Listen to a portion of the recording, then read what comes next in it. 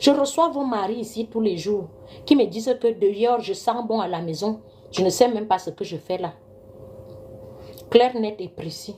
Après, vous allez dire qu'il était là, il profitait. Il croyait que tu allais changer. Il croyait que ça allait changer. Il a eu espoir aussi. Il s'est dit qu'un jour, ça peut aller. Les choses peuvent s'améliorer, mais ça ne s'améliore pas. Ça va de mal en pire. Tu es d'abord sale. Tu n'as pas d'enfants. Dès que les enfants arrivent, tu deviens plus sale.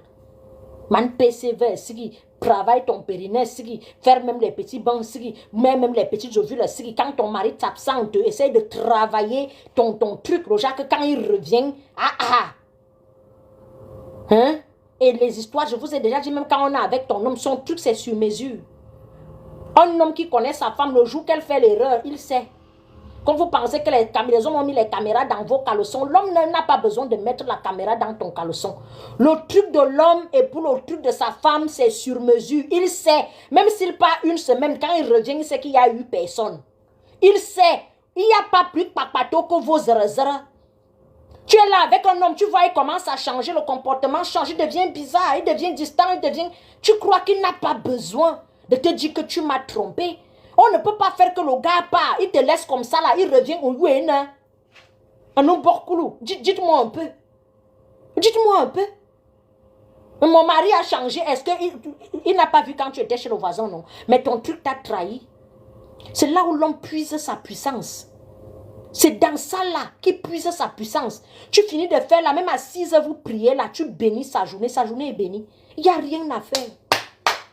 Tu bénis sa journée est bénie. Dès que tu sois toujours, le jour que tout le monde a déjà mis les mains, tout le monde a mis les mains, tu viens ça, tu donnes à ton mari, tu crois qu'il va évoluer dans ses entreprises. Il ne va pas évoluer, je suis sincèrement désolé. Quand toi, tu te déshabilles de temps en temps, frotte un peu la main, la partie ici ou bien ici là. Ne frotte pas la partie ici. Prends un peu la partie ici, tu frottes comme ça en haut, en bas, tu fais comme ça. Les hommes